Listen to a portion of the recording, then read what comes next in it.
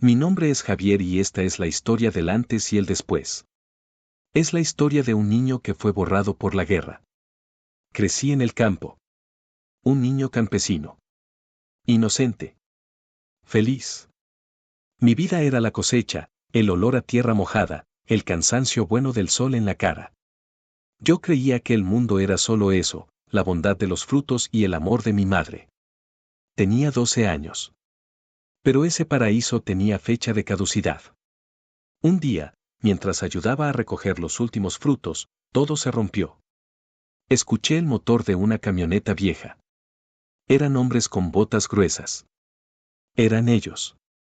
Dos de esos hombres, con ojos tan duros que ni el sol los podía suavizar, me agarraron. Mi madre gritó. Ese grito desesperado es la última cosa que me recuerda que fui un niño. Fue el adiós a la cosecha, el adiós a la inocencia. Mi vida no volvió a ser mía. Me llevaron al monte. Me quitaron mi nombre, me dieron uno nuevo, uno que nunca repetiré. La guerra es eficiente, te quita los juguetes y te da un arma. Te quita el derecho a preguntar y te enseña que la única forma de sobrevivir es la disciplina del miedo. Nuestra vida se resumía en caminatas inmensas. Días y noches abriéndose paso en la selva. El calor era un puño, la humedad te envolvía. Los callos se abrían en los pies y se infectaban. Los insectos nos devoraban.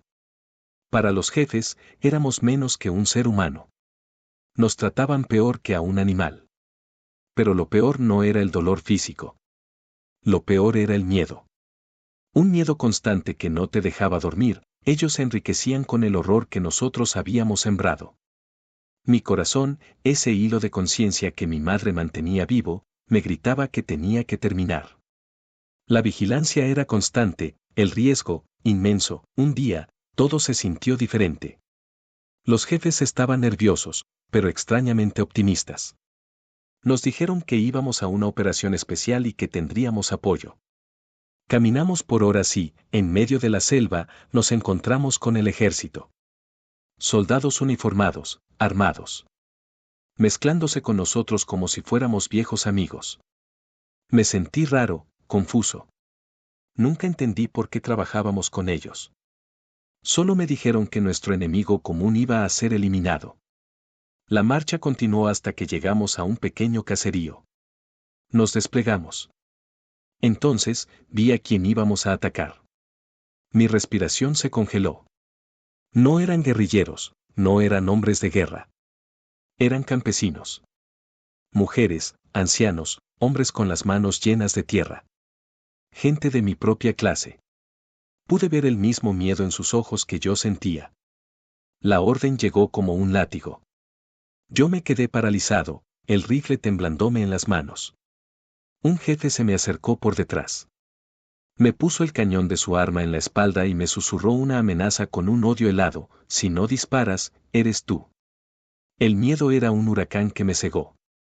El odio, odio a mis captores, odio a mi propia debilidad, odio a ese rifle que pesaba más que mi alma, me impulsó. Disparé. No contra un enemigo, sino contra mi propia gente. Ese día hice cosas impensables. Cosas que solo una máquina, despojada de su conciencia, podía hacer. En el monte, me quitaron a mi madre, pero ese día, frente a esos campesinos, me robaron hasta la última pizca de mi alma. Jornadas como estas se repitieron. Ese horror dejó de ser un evento único y se convirtió en la rutina diaria. Una rutina de miedo, obediencia y vacío. Nuestro trabajo, lo entendí después, no era solo infundir terror. Era limpiar la tierra. Veía cómo, una y otra vez, a familias enteras que tenían mi misma vida, mi misma sangre campesina, les quitaban lo único que tenían, su tierra. Nos obligaban a separarlos, a romper esos lazos familiares, a quemar las casas para asegurar que no volvieran. Veía el dolor de esos niños, y era como ver el eco del grito de mi madre. Y luego venía la peor parte. Al poco tiempo, después de que nosotros pasábamos sembrando el horror, veíamos llegar a unos señores elegantes. Hombres de traje, con camionetas nuevas, que se apoderaban de esas tierras. Tierras que nosotros habíamos vaciado a punta de fusil y miedo. Ellos se enriquecían con el horror que nosotros habíamos sembrado. Yo tuve que aprender a ser cruel, tuve que enterrar al niño que amaba la cosecha para poder seguir respirando. Pero lo peor no era el dolor físico, ni el miedo constante. Lo peor era la batalla que se libraba dentro de mi cabeza.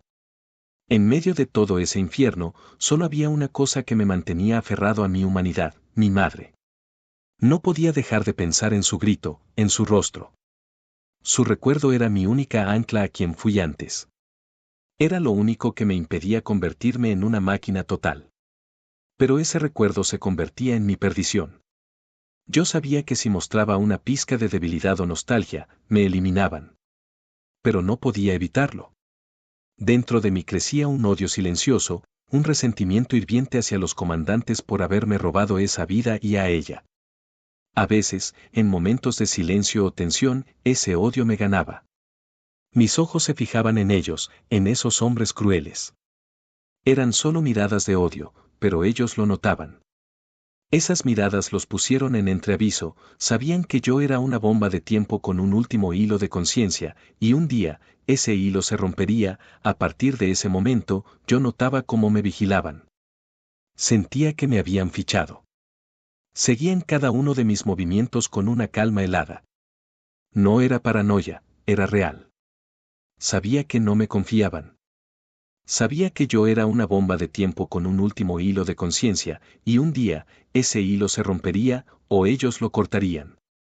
Y lo supe, tenía que escapar. Pero parecía casi imposible. Día y noche sentía miles de ojos fichándome. La selva, que antes era solo tortura, se convirtió en una prisión de la que no podía salir. Pero la idea de volver a ver a mi madre se hizo más grande que el miedo a morir. Estábamos en medio de otra operación, otra limpieza. Un campesino aterrado, con la ropa rasgada, emprendió la huida. La orden fue inmediata: perseguirlo. Yo simulé la persecución. Me lancé entre la maleza, gritando como los demás, pero con una sola cosa en la cabeza: no regresar a la barbarie. Para correr más rápido, me deshice de todo. Me despojé de las armas y los utensilios que me habían forzado a cargar por años. Mi mochila, el rifle, los cargadores, todo lo dejé caer en el barro. El peso del acero era menor que el peso de la culpa. Corrí a toda velocidad. Alcancé al campesino que huía. Él, aterrado, vio cómo yo lo pasaba de largo sin tocarlo, sin siquiera mirarlo. Se quedó confundido en el camino. No importaba. Yo ya no era su perseguidor. En mi mente, solo había una cosa: huir. Seguí corriendo, empujado por el combustible de no regresar a la barbarie. De pronto, en el silencio denso de la selva, oí un disparo. En mi mente la imagen del campesino que me había ayudado a escapar. No podía detenerme. No podía mirar atrás. Sabía que el campesino ya no era mi problema. Sabía que mis compañeros ya estaban sobre sus huellas. Sabía cómo hacerlo: no dejar rastro, moverme por el cauce de un río, ocultar huellas. Pero mis compañeros eran mucho más expertos en la cacería que yo. La única ventaja que tenía era mi desesperación y mi motor, el recuerdo de mi madre. Corrí hasta que mis pulmones ardieron y mis piernas colapsaron. Y entonces, lo logré. Dejé de escuchar los gritos, las amenazas, el sonido de las botas. La paz profunda de la selva me envolvió. Y ahí me quedé, solo, con el corazón roto por lo que había hecho, pero libre. El niño campesino había regresado, mi nuevo renacer.